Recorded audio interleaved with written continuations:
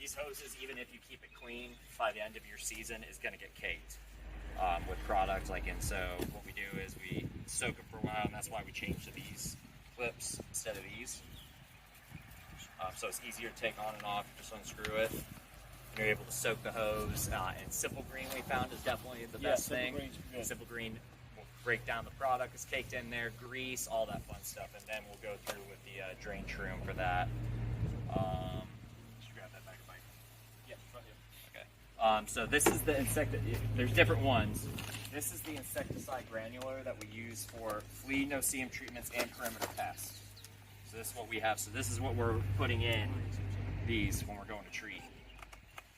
And like I said, this gear is going out on that. So, but yeah, and you just want to watch how much you're using with the hand spreader. I mean, we'll talk more about it when we're actually going to treat. You don't want to be like that. Like you actually use like your hand. Watch how much you're using. You're just like this. Keep it at an up angle. Be able to control how much is coming out. Just to show that, because we've had issues in the past where people just poured it out and waste the product and that's cost them money. You don't need to use much, no, but it also, again, depends on how bad the property is and how thick the mulch bed is. There's a lot of variables, and again, there's a science to it, and you'll definitely learn more while doing it. Like Josh mentioned before, like you'll get to the point where you're spraying and you'll feel that wind blowing and you'll put your back to it. Like when you first start off, you'll be blowing, you'll be like this, and you're like product all over your face. So you'll start to feel it out. As you progress with your treatments, you'll get your own technique. Yes. That's what all of us has had to do. There's basics in there, like, doing the rounds. I found out with some like sides of houses or fences, I do upside, up and down. So I also found out, from me personally, I can't do this very long. So I do this, which works with the arm and the shoulder even better. And a lot of times too, when I found this technique for me personally is when I'm spraying, I'm always keeping the shrubbery and everything on this side, because I can go across my body like this with the blower and spray. If I'm trying to spray like this, it doesn't work good with the shoulder. I get tired real quickly. So just a little bit of, like I said, you'll learn your own technique as you're going through the process. If you want to step around here for a second, I'll show you a couple things I've done to just make my life easier inside the cabs.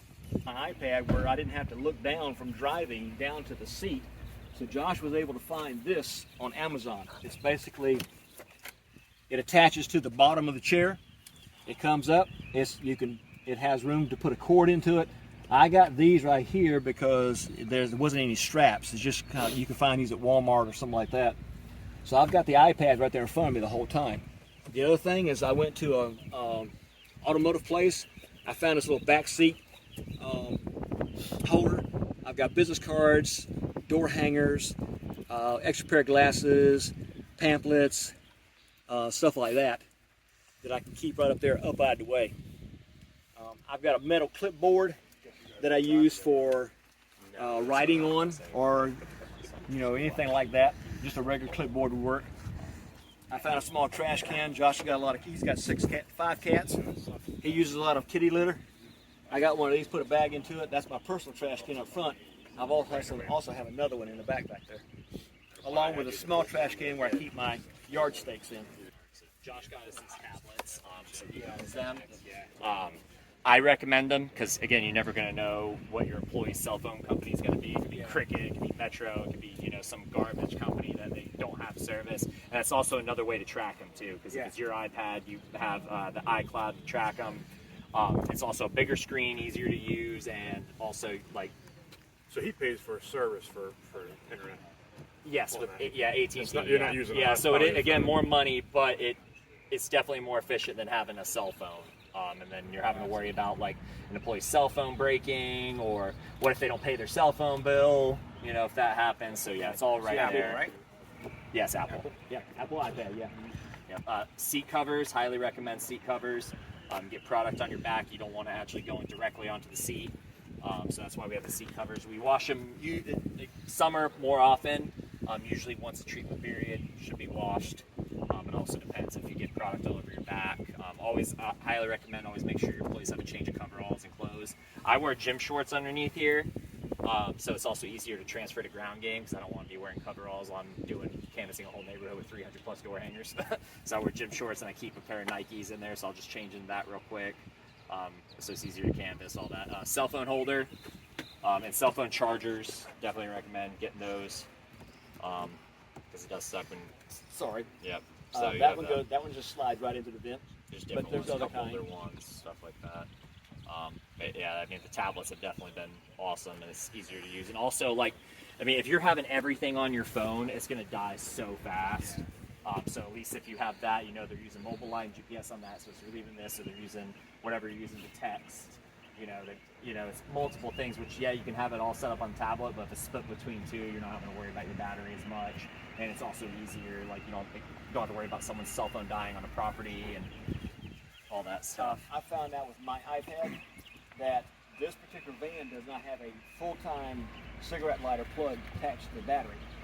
So what happened was about halfway through the day, using Mobile Live and maps, my battery would die. So what I did was I went to an automotive place, I found the proper connections, and I ran a wire from right here where my stand is at to the battery itself. So now I have a hot wire to the battery. The only problem I have is because it stays on charge all day long, it gets hot.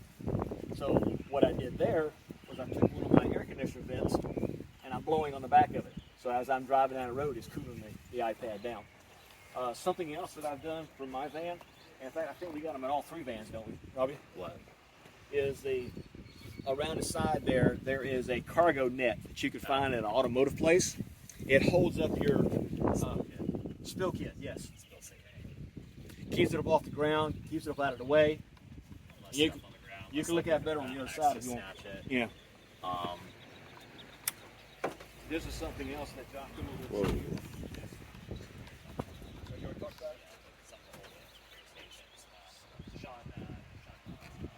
Cameras. All the vans have cameras, front facing for accidents. I actually had a lady back into me the other day, so it worked out good that we had that. Now your spill kit, that's just a sock with like It's got diapers. It's got kind of like a chemical in it. You'll find them in grocery stores laying on the floor to soak up water.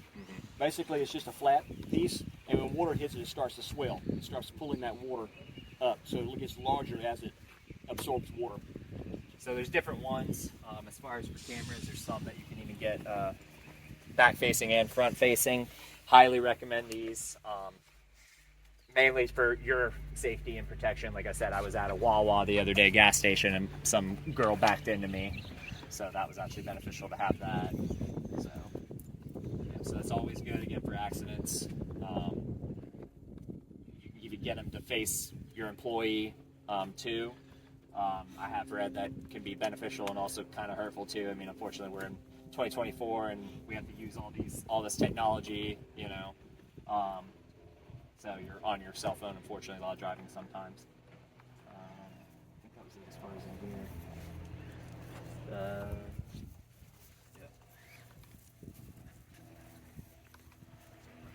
Yeah, you can get a steering wheel cover if you want.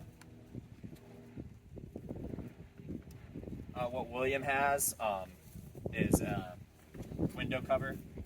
So whenever you're sitting there having it parked, it helps with heat. And also it helps too when you're having to do a parking wave and having to put Gunther's head on. It also keeps the magic alive. So we put that up there. And then we're able to put the Gunther head on so less people seeing you, and also keeps the van cooler too. I use this all the time. At almost every stop, the sun is on my windshield. I put this in there. It only takes like a couple of seconds to put it in and pull it back out. But it really helps with the heat inside of the van as you're at a customer's place. Yep. And I mainly use mine for parking and waving because I also don't want people seeing me take off the Gunther head. Pest control. We do monthly perimeter pests. So we're coming to treat monthly. The very first service, we'll treat the inside if they want to. Some customers are like, no, I don't want you to treat my inside, or oh, today's not a good day, stuff like that. And then we also do the inside if they're having issues, like ants in the kitchen, cockroaches in the bathroom, stuff like that. This is just a B&G sprayer. Lightweight. You don't want to come inside someone's house with this big old thing on your back. So this is pumped wise. You definitely don't want to leave product inside of this because it will get caked on the inside. This thing's a pain in the butt to clean. So it's got different bags on there. So we have our monitoring stations. So this is what we'll put under in areas that we can't spray, like you don't want to be spraying in people's pantries or cabinets if that's where they're storing like their pots and pans and food and stuff like that. So you take one of these, and there's different ones out there. Take one of these, start to fold it up, so it folds into a triangle, and you want to put them where the cockroaches and other insects are going to be walking. Like you're not going to put it in the middle of a cabinet. You're going to put it up against the wall, like where they're going to be walking by. Just like when I was talking about rodents earlier, they're not going to be walking in the middle of the kitchen unless they want to. You peel this off. Just go ahead and do it because we'll put one in Josh's house. So you peel this off, and this has the product on it and also the sticky trap. Fold it over. Pop it down. So it looks like that. Even has a little sticky right there, so you can peel that off and put it down to push on the bottom of a cabinet and stuff like that. Make sure it doesn't go anywhere. There's a date area, so you can tag that. So has all that. There's different ones out there. We call them monitoring stations. Just sounds better off the tongue instead of trap, putting it in someone's house. And then, like we also You're use. using that to see if there's Yes. in the area. Yeah. I mean, mainly Not so I've much to used try these to to our control it. advantage. Yeah. So I've used these to my advantage. If a customer's complaining, like, oh, I'm having cockroaches, I have cockroaches, and then I go in the kitchen, and she's like, oh, I'm seeing it over here, I'm seeing it over there. Yeah, she might be seeing it. She might be.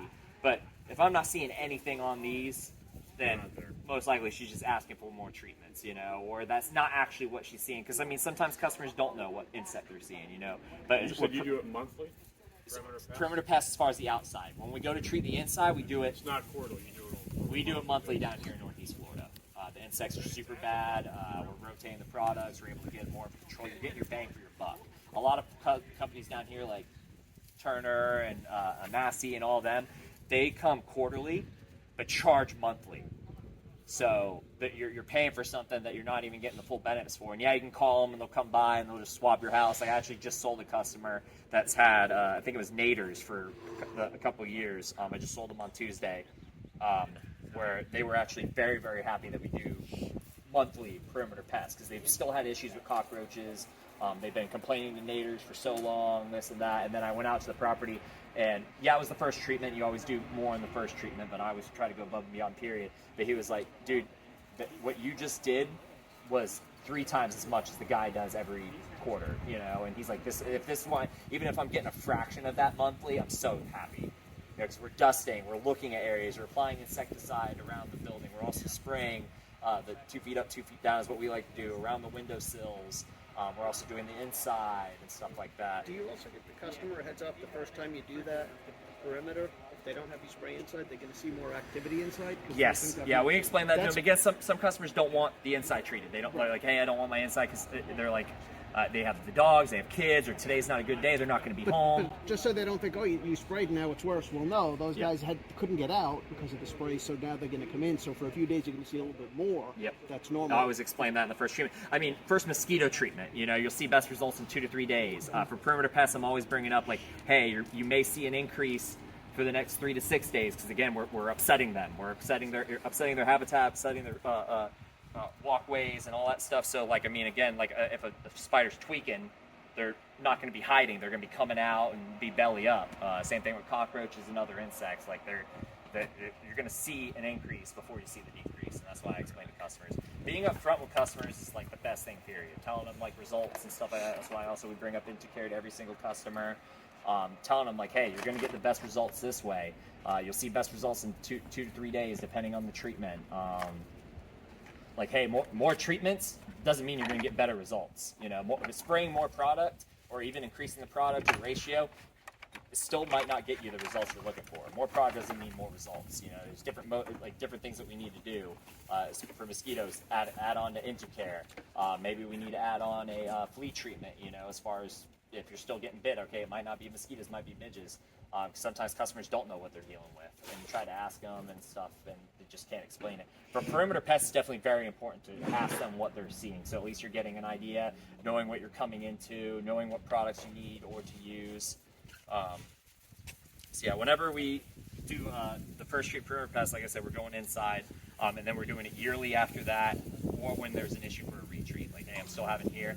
Usually retreats, I don't need to spray the whole inside again. It's mainly just a spot treatment unless I'm seeing issues. I'll look around, I have the flashlight on me and stuff, and I'm checking these monitoring stations, which is why it's important to put